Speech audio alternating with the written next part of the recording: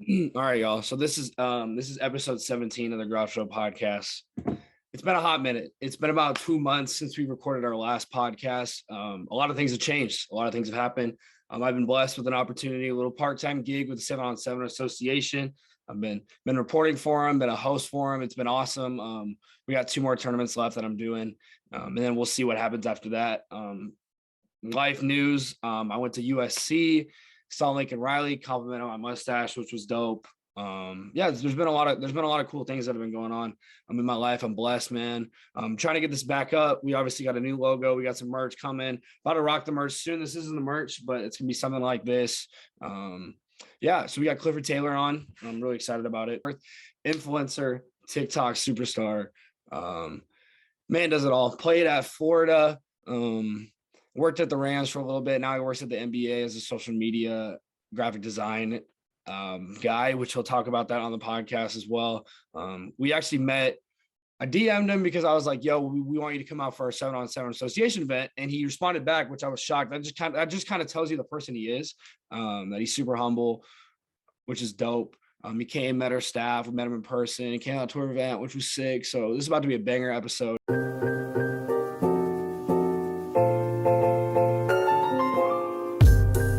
People are probably wondering how we met. Yeah, I basically just reached out to you. We worked for the 7-on-7 Association. We had that tournament going on, and I was shocked you responded, bro. We hung out, kicked it a little bit. I don't know if that video is gonna come out, bro. Like, what's the deal with that video? Man, it has literally been like so many just like hiccups. I know like, you've been so busy, bro. Like it's so busy. Mike's been having some stuff go on at home, so I told him like, bro, like don't feel like obliged to get it out right now. So Yeah. he's been dealing with some stuff at the house right now. So once he gets that a little more cleared up, it'll be here before the summer though. That I can't guarantee. Dude. And that day you were there when that little scuffle happened too, bro, between oh man, and he got right in the middle of it. He got right in the middle, and I was looking for him. Then I saw him. I'm like, my man. My man, that's so funny. Yeah, so talk about what it was like growing up in North Carolina. I mean, not a lot of people know about this, but you didn't really play football in high school, did you? You didn't play football at all in high school. Just kind of talk about that story. Yeah, no, I ain't play at all. I mean, I think most people know Carolina as like one of the hoop states in the country. So, me, I grew up, diehard, of course, Bobcat fan. It's honestly so weird saying diehard Hornets fan. I mean, I am now, but it's like, like I grew up on the Bobcats. Yeah. So it's like, it's kind of weird to say, but it's like, hey, I'm a diehard because I'm still pull up to the games whenever I can and cheer like I did when I was a little 8-year-old kid. Tough L last night though, but man, where's the defense? That's why I had to wear the Suns hat, bro, because you work for the NBA. I'm like, we're the #1 seed, like. Yeah, I had to wear the Grizzlies. I had to do something, but yeah, man, it's I grew up playing basketball. I never really did any other sport really, and so that was it. It was like basketball or nothing. So grew up playing basketball, did the whole thing at in high school, played varsity. Was an all-conference player, 3-year captain, all that good stuff. Yeah. I was a 6'6" guy playing big, so that wasn't really ideal as far as recruiting goes for me. So I kind of knew well in advance that it's like it's not looking ideal, but I still wanted to give it a shot. So my dad, as most know, went to Florida, so I grew up a Gator fan. So when I got accepted for school, it was a no-brainer. I'm like, I'm gonna go to Florida, try to walk on it, and make something shake. So that's what happened. I got in touch with a coach, Dusty May, and then as soon as I enroll, I find out he's leaving to go to FAU. So I was like, "Ooh, damn!" So who do I talk to now? So I was kind of screwed. So, just my first 2 years, I started playing, basketball, and I gave flag football a try because I always had decent hands, and I mean, hey, that's cardio. I looked at it as cardio, nothing more beyond that. And then, of course, that famous flag football game where I met a couple players and they told me I should walk on and all that good stuff. And I was like, dude, I've never played. And so that led up to Coach Mullen's like first signature win against LSU, where B. Stu took it to the house on that pick 6. And then I just kind of started like looking around and I was like, damn, I kind of I want to give it a shot. Worst thing that happens is I don't make it. Yeah. At that point, man, I was like 200, maybe 210 on a good day. Oh wow. And so I was skinny, like KD skinny, and so I basically had to just start like building my own regimen because no one was really guiding me. It was pretty much like I was like self-taught, just on my own. So I would just go to the gym every single day, try to get in contact with trainers within Gainesville. And lo and behold, fast forward to February, we try out. It's crazy because it was during this thing called the dead period. So basically that means like no visits, no workouts for the football and all that good stuff.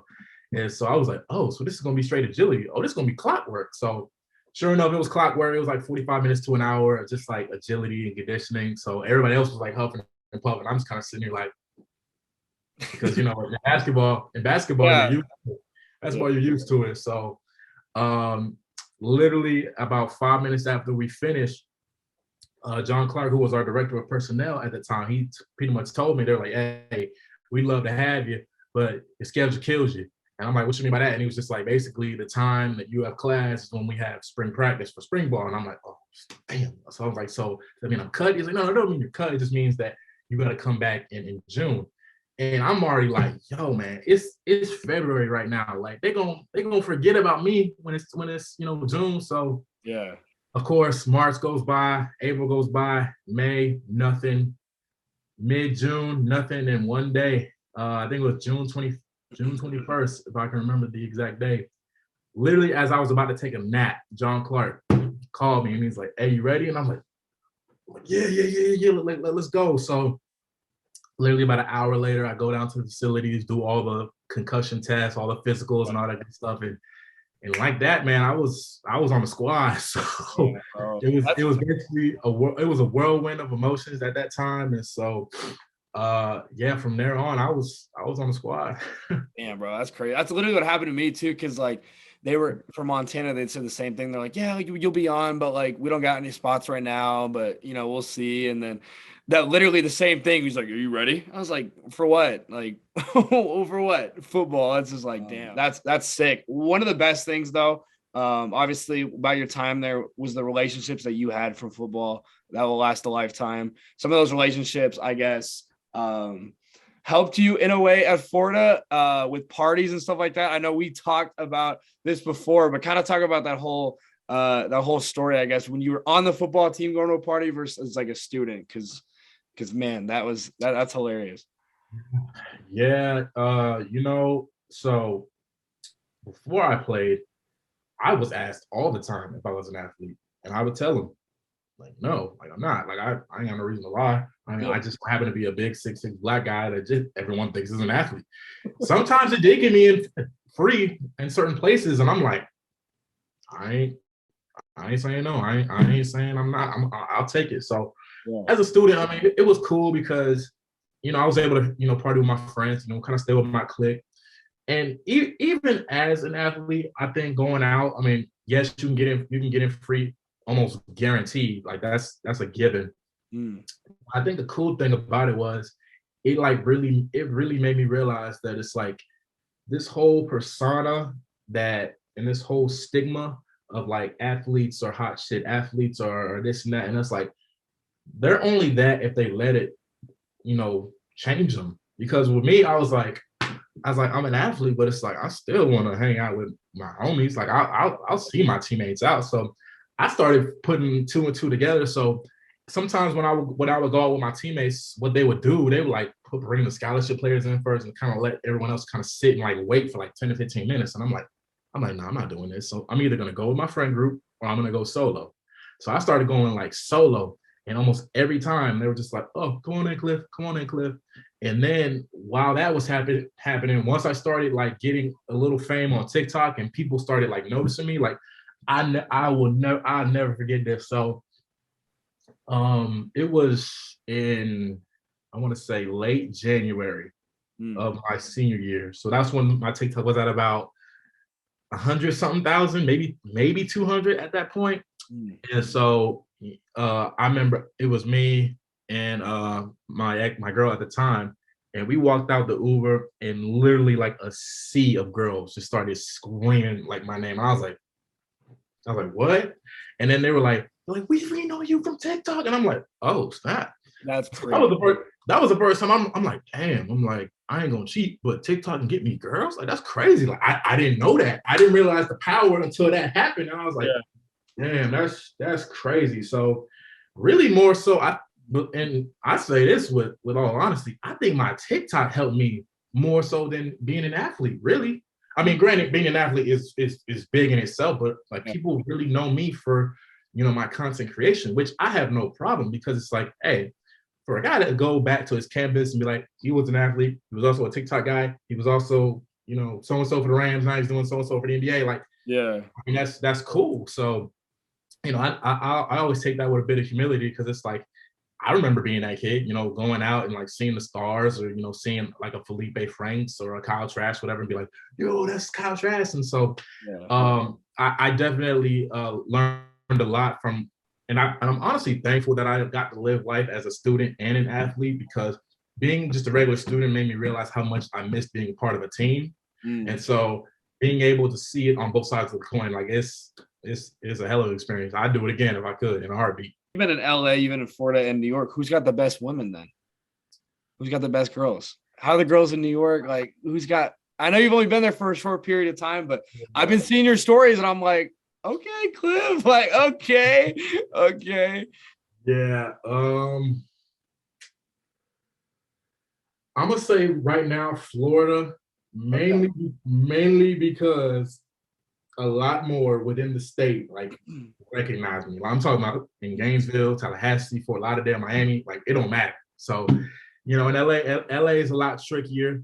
It's just a whole plethora of everyone trying to be creators, which for me, honestly, that's kind of a turnoff, because it's like, I mean, I know I'm not really one to talk right now, but everyone just tries to like be, something up there. I'm like, just be you, just be human, just be like, who you are, like away from the skits and away from the room when I make videos. Like, that's my on and off mode. When I'm out the room, I'm like, okay, I'm locked in. What we got for the Rams today? What we doing for the LA Kings today? What are we doing for NASCAR today? Like, there's a switch that you got to be able to flip on and off. But sometimes these people, they just keep it on, and it's like, yo, man, like, relax. So, I would say Florida, especially after this little bros trip me and my homeboys had when I left LA. Florida.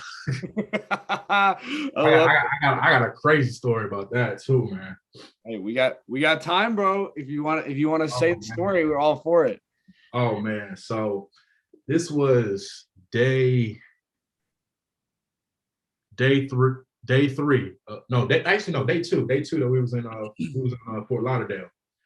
And me, man, like when I'm down there, I'm like, I'm gonna go ahead and re-download Tinder. Like, I'm gonna go ahead and put my little football pick, Super Bowl, like whatever. So I'm down there, and this girl, she goes, imagine our NFL babies. And so I looked at her profile, and I'm like, oh snap, she is kind of tall. And then I was like, me, I was in my zone. I was a little drunk off the Henny, so I'm over here like, shoot. I was like, why imagine, cuz? so she was like, where you at tonight? And I'm like, I'm gonna be at backyard. And then she's like, no, that's where I'm gonna be at. And I'm like, feisty. All right. And so she was like, I'll be the 6-foot blonde. And I was like, all right, I'll be a 6'6" black guy with a little fro fade. And so we left it at that. And she went to Purdue, I think. And then about 2 minutes later, I matched with another girl from Purdue. And she texted me, she was like, what you on tonight? And I'm like, I'm going to the backyard. And then she goes, bet. And then she goes, I'll be the 5'6" brunette with the 6-foot blonde. And I'm like, what? I'm like, what? I'm like, you mean to tell me? So I start putting two and two together. I'm like, nah, bro, we got to get numbers. Forget all this. We gotta get numbers right now. So got numbers. We get there. We go in our little section. And they text me, we're in line. And then about 5 minutes later, lo and behold, I just turn around and look, and lo and behold, they were right there. And I was like, wow. So like all the homeboys know what's going on. So I'm like, hey, bro, I'm I'm not saying I'm gonna leave shortly, but I'm gonna leave shortly, y'all. So y'all hold it down. Good purposes. It's for good purpose. Yeah. So long story short, man, we ended up we actually stayed for like about a good extra hour and a half or whatever. And then we left, had breakfast with them, you know what I'm saying? So, it was it's a lot more fun when you're an adult. So we talk about like obviously the dope sides about being an influencer. And there's some influencers out there that like once they get that popularity, they change. And with you, like you're a humble dude, like down to earth, like you're still yourself. What kind of advice, I guess, and how do you manage remaining yourself when like all the popularity and all the numbers and people kind of like going up to you and stuff like that? How do you maintain being yourself throughout that? I would say just through life lessons, and I would say through just how I was raised. My mom always told me, keep my head down. Like she hated anytime I like dunked in high school and I celebrated a little bit. Because anytime I dunk and I celebrate, I'm like, ooh, my mom not gonna like that. Like I just always kind of had that idea in my mind. But I think just really just my experiences like with my girlfriend. Like I'll be one to say like as I was starting to pick up, I did kind of like isolate a little bit because like I go out with the homeboys like 90% of the time more than her, and it was just like kind of one of those things where it's just like I'm kind of in the zone, and so I think just learning from that relationship, like, I'll be one to say that like I think that helped because God knows if we were still together, I'd probably be on this podcast with some shades on and some Gucci and probably doing like a little spin or whatever the case is. But yeah, I would say through life experiences, man, like you learn about yourself. And there was another experience that I had. So one of my best friends, her name's Kiki, or we call her Kiki. So I was going down to Gainesville for homecoming last year. And they were telling me they was gonna do all this stuff for me. They was gonna have like a little video session for me. I'm like let's get it. So me and Key, we hung out the first night, and we already had planned. We had a whole game plan of what we were gonna do Saturday. Long story short, man, I just let all the attention and media get to me, and then as soon as I leave the game, I'm like, oh my God, I forgot Key. And so, yeah, like that was a tough pill to swallow. And like before she even said anything, I was like, I messed up, yo. Like I know I should have been in communication with you. So one thing about her, she'll always make sure that I'm humble and keep my head on the swivel, almost like my mom too. So that's why she stays in my little inner circle. So that was another experience. So that's another thing. I think there's a misconception that like everyone is just like oh, like you're perfect, like you just like, but no, I'll be one to say like I learned through experiences, because you can't grow as a man unless you make mistakes, whether that's from a personal standpoint, relationship standpoint, whatever the case is. So I'd be one to say that I learned from that. And nowadays it's like whenever I go to Florida or things like that, like I'm happy to be there, but I just at this point I know it's like, okay, like yo, let me just go in here and like let me not walk around like I'm hot stuff anymore. Cause it's like at the end of the day, like now I'm 23.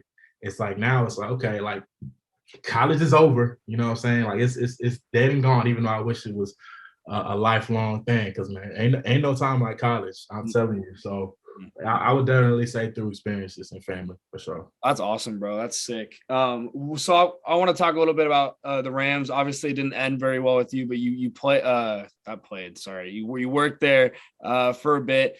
I want to talk about how did it feel to be a Super Bowl champ, and I want to talk about the after party, because when you talk to me about the after party, like that's all I want to know is the during and the after party of the Super Bowl Sunday. Man, Super Bowl, that was at that point. I already knew that this was going to be my last hurrah. Like I just knew in my heart I was not going to be here for the long run.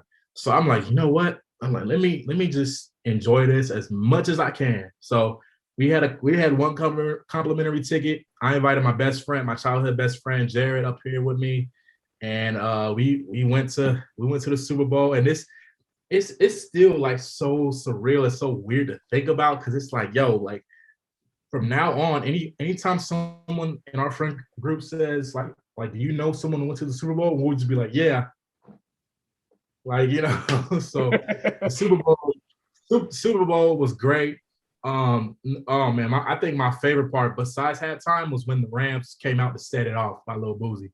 Yeah. Cause set it off is one of my favorite. That song gets me ready to run through a wall.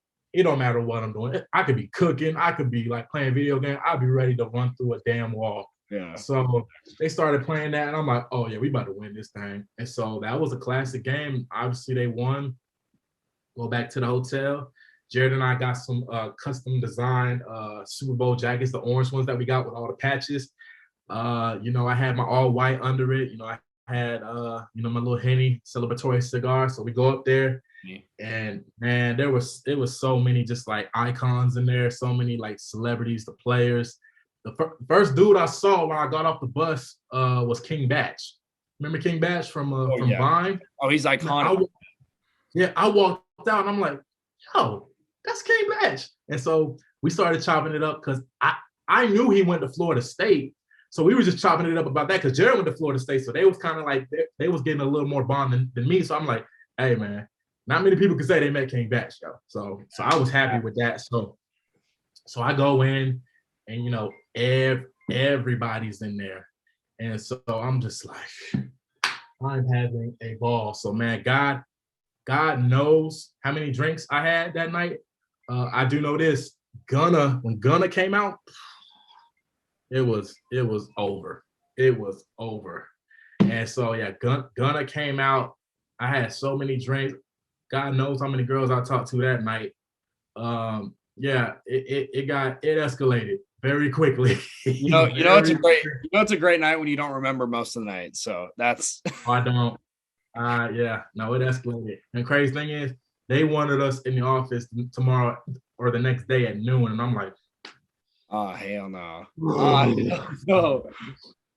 So by miracle and liquid IV, somehow I made it. So, that was that, man, and that was pretty much like the last memory I had with the Rams, man. But so I'm still trying to figure out the whole ring situation. I know this.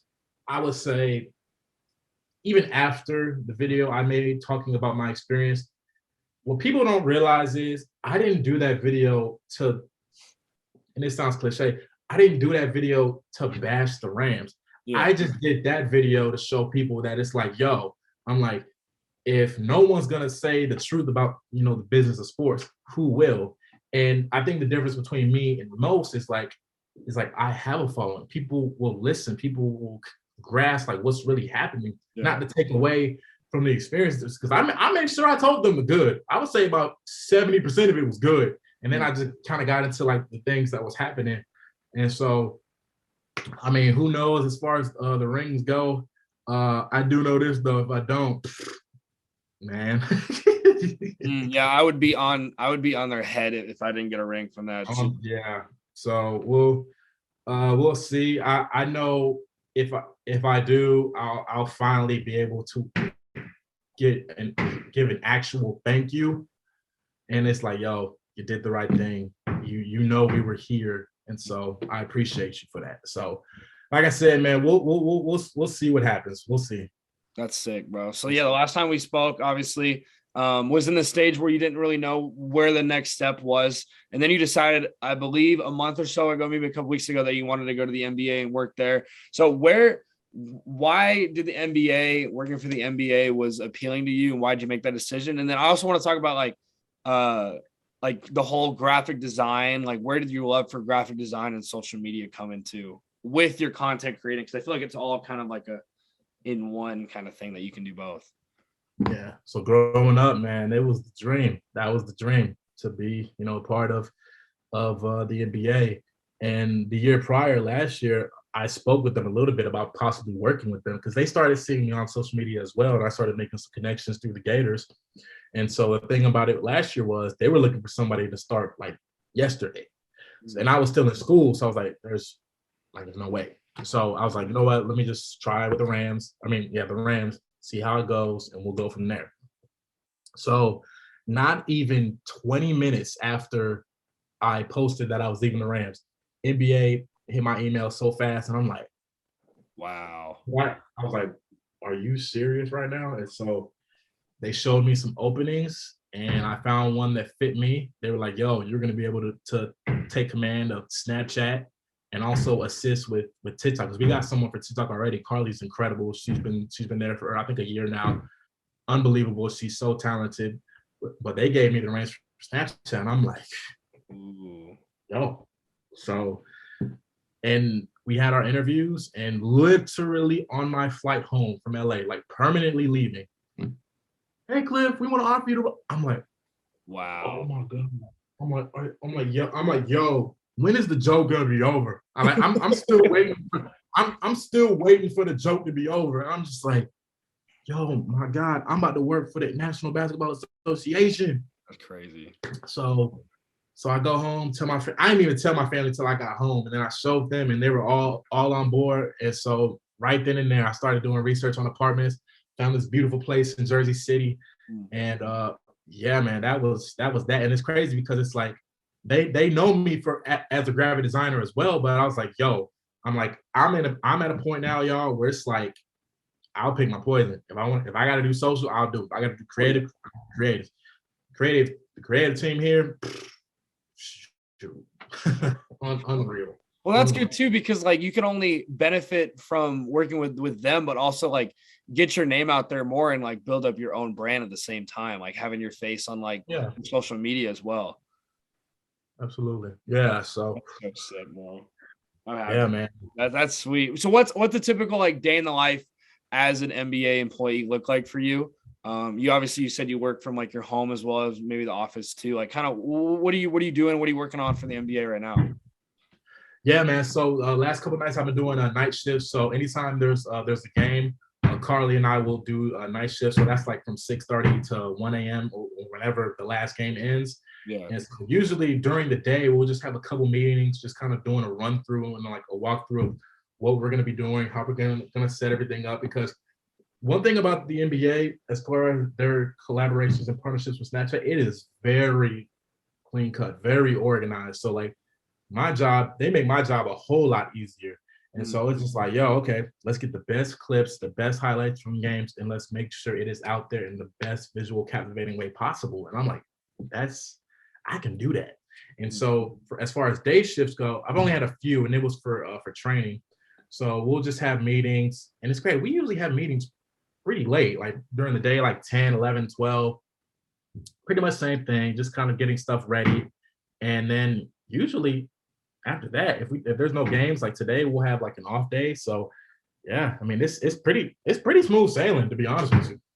Is it pretty flexible hours, or like do you have to work a certain amount of hours a week, or is it kind of like 40 hours a week. And yeah, they give us a lot of off time, which I think is great. So they give us a lot of time to, to kind of like just, be with our friends, family, whatever the case is, because they know like the season is long, and these next couple games in the playoffs, it gets intense. This is like real basketball. So yeah, they give us some time now. And so yeah, once the playoffs kick off, that's when we'll get, down and dirty. And then after that, the off season, apparently from what I've heard, is very chill. So, we'll see. Yeah, you join at the perfect time. Are they going to travel you up for any of the playoff games or the finals or anything like that? Or you not know? Or I don't know yet, but I would imagine they will. I would imagine they will. Is the whole NBA Finals logo change? I know you're part of that meeting. Where did that decision come to be, and who was the one that was like, yeah, we need to make it? Because I mean, that logo is so iconic for the NBA Finals. Yeah, man. When I saw it, I was just kind of like, wow, they really brought it back. As far as like the courts and all that, that's TBD. Like no one knows about that yet. I think only like the VP and the P of the NBA know that. But yeah, like we were in that meeting, and everybody kind of had the same Zoom reaction, like the clap or the confetti, because it was just like, yo, they're bringing the culture back. Like, it seems like the last couple of years, they kind of shied away from that. Why? I have no idea. Like, you remember back in the day, they used to have the playoffs like slapped on the court, and they used to have like the the big old trophy in the middle, like like the classics, man. It's like, yo, they really like went away from that. Why? I have no idea, but it's good to kind of see them slowly but surely bring that culture back. So yeah, when I saw that, man, I had to take my camera off and I was just like, yes, yes. Well, it's such a vintage look, and there's been so many like iconic photos. Like that one photo of Kobe when he's dribbling across the court, and it's got like the trophy in the back and stuff like that. Have you so being a graphic designer person yourself, have you like made some mock logos or whatever on the court, kind of like you did with the Rams in the field there? Maybe have a design on the court like for this upcoming finals or what? That'd be kind of sick. I'm gonna let them do that. I'm gonna let them do their magic. I just sit back and watch. He said, I'm not trying to do that. Yeah, I got you. No, I appreciate you doing this. We got a couple more questions left. What advice do you have for those people that like creating content that maybe aren't seeing the numbers that they want, or maybe they haven't really got their like next break yet, but they just love creating content? What advice do you have for those people? And it sounds cliche, man. Patience. You gotta play the patient game. I mean, I had to do it. Fortunately, I came in the game at a time where TikTok was sort of new. So literally any idea you put out there, it was going to get views. Nowadays, you got to be so clever and just so like ahead with your thought process when making these videos. So that's another thing, man. It's like you got to think ahead when it comes to this content, man. But yeah, patience, man, and don't let, I would say don't let the comments get to you, but let them get to you. Because there will be times where I would see some people be like, damn, you fell off a little bit. And that kind of just like makes me sit and kind of like really makes me think. Like last couple of videos I've been doing pretty solid. Like I have like what we call those phases. Like I'll have a phase where it's just like, man, these are mid, and then I have a phase where those videos are on fire. So I'm kind of in that phase sort of right now, but yeah, man, patience is definitely one thing I would recommend, because you know, not everything gonna blow up unless you're a Charlie D'Amelio or Addison Rae or you know whatever the case is. So I say be patient, man. And honestly, I'd be one to say I'm still learning that while I'm making videos now too. So yeah, I'd say be patient. Well, and it's dope too that some of your videos are resurfacing. I mean, like the one that I put on my story of you shooting, you're like 3 seconds left and you missed it, and it's like, I made that last year.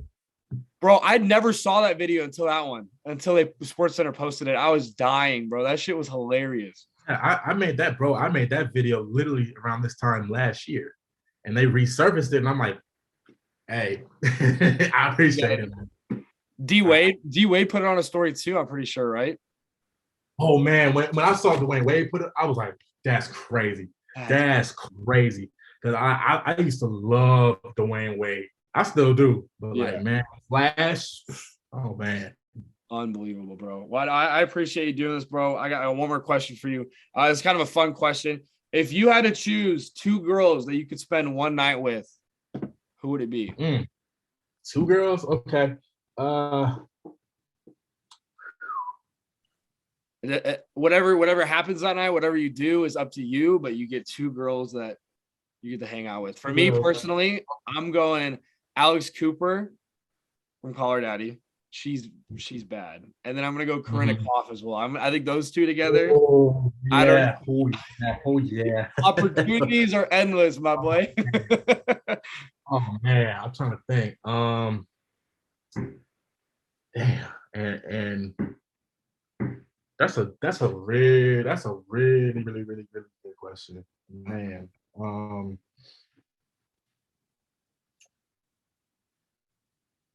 I would say, let me hold on. No, you can get that. let me think. Man, trying to think like, because I really ain't never really had no celebrity crush besides like Beyonce. You know what? I'd go.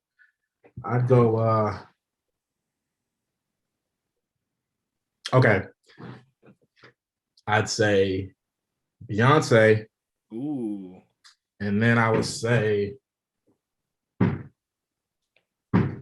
JoJo.